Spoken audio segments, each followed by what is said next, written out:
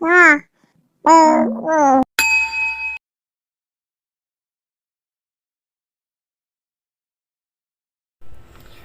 hi! Ayun, welcome po to my YouTube channel. So, ito si Belly. Papakita ko lang sa inyo yung sikreto niya kung bakit ang bilis humaba ng fur niya. So, yung isi-share ko sa inyo yung mga supplements na ginagamit ko sa cats para effectively gumanda yung fur niya or bumalik sa dati. Kasi, bago siya nanganak kasi siya 2 months pa lang. 2 months ba? O kaka 2 months pa lang, ganun. Inahit ko siya ng super, super kalbo talaga. So, yan, papakita ko na lang sa inyo. Insert ko dito yung picture. So, inahit ko siya as in. Bumili ako ng razor pang pets. So, talagang ahit na ahit siya kasi para makapagpa-breastfeed siya ng maayos sa mga kittens niya pag lumabas. And syempre, kapag nanganak siya, hindi siya mahirapan ba na humarang-harang pa yung mga fur niya. So, kung makikita nyo siya, ito na siya ngayon. So, ang Laguna ulit niya. And ayan. Ayan. So, makikita niyo yung fur niya. Ang haba na ulit. Yung iba kasi, may mga nababasa ako ng mga parang complaints nila. Bakit hindi na daw humahaba yung mga cats nila nung inahit? So, ayun. Pwede pa naman po kung lalo na kung hirap na mag-grow back sa dating ganda yung fur pag inahit nyo. Kasi minsan pag summer, inaahit natin, pag manganganak, mga ganyan. So, ito si Belly. Kung makikita nyo, hindi lang masyado kita. Ba't parang ang labo? So, ayan siya. Sobrang mahaba na ulit yung fur niya. Ayan. May collar lang kasi. So, papakita ko sa inyo ano yung mga products na ginagamit ko. Ito, wait lang.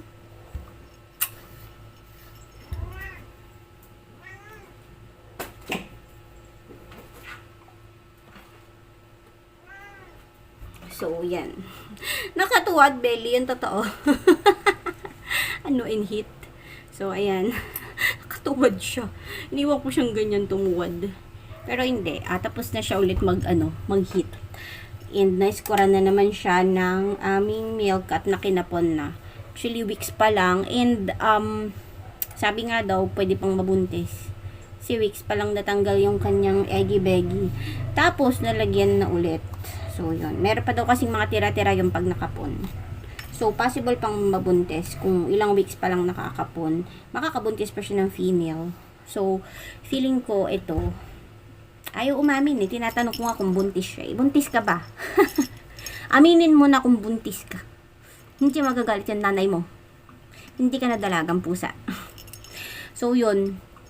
Feeling ko, actually, parang nagkaroon siya ng false pregnancy nung, na-stud kasi siya nung kakaanak pa lang niya. Parang wala pang 1 buwan. O, 1 buwan pa lang. Lumabas yung mga signs of, pregnancy, pero hindi pala. So, nag-inhit siya bigla. As in, landing. Kailan lang. So, na-stud siya ng maraming beses. Although, kapon na, nung sinearch ko, sabi ni Google, pwede pa daw. Pag ilang weeks pa lang natatanggal yung kanilang mga, testicles. Meron pa din mga natitirang, residue ng kanilang mga, eggy-beggy. So, ayan. So, syempre, kailangan alagaan natin ng suklay para, itong brush yung ginagamit ko nga.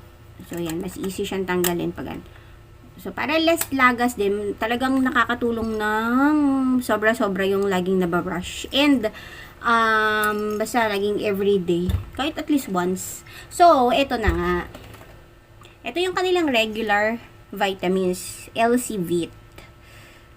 Ayan. Alam naman natin yan, sikat na sikat yan. Napakaganda talaga nitong vitamins na to para sa mga pets. Kasi yung gana nila and yung complete vitamins na naibibigay nito sa ating mga alaga. And then, ina-alternate ko with itong Vetsi. Yan, yung Vetsi. Huh? Pag ganun. Vetsi. Kasi, ayan o.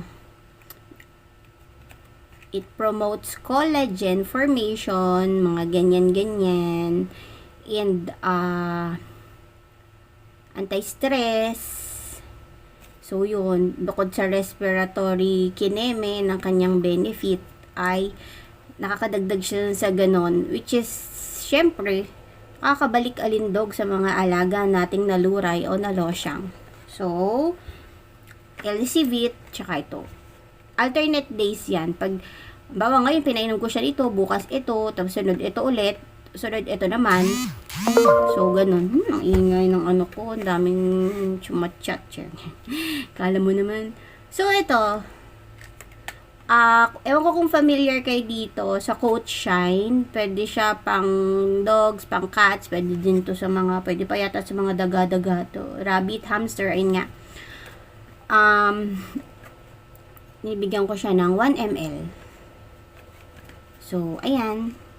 Super effective talaga nito sa pagbalik ng ganda ng fur ng alaga natin. Kahit kinalbo natin siya, super bilis. Akalain nyo parang 2 months lang, tapos ahit na ahit siya, as in, para siyang, mas wala pa siyang buhok sa mga, puspin, mga domestic short hair.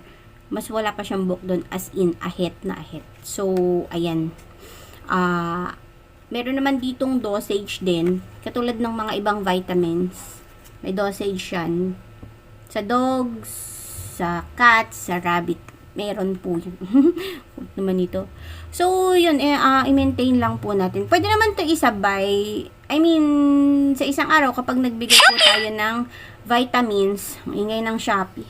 Pag nagbigay po tayo ng vitamins, halimbawa, ito, bigyan natin itong LCVit sa umaga, pwede naman to sa hapon.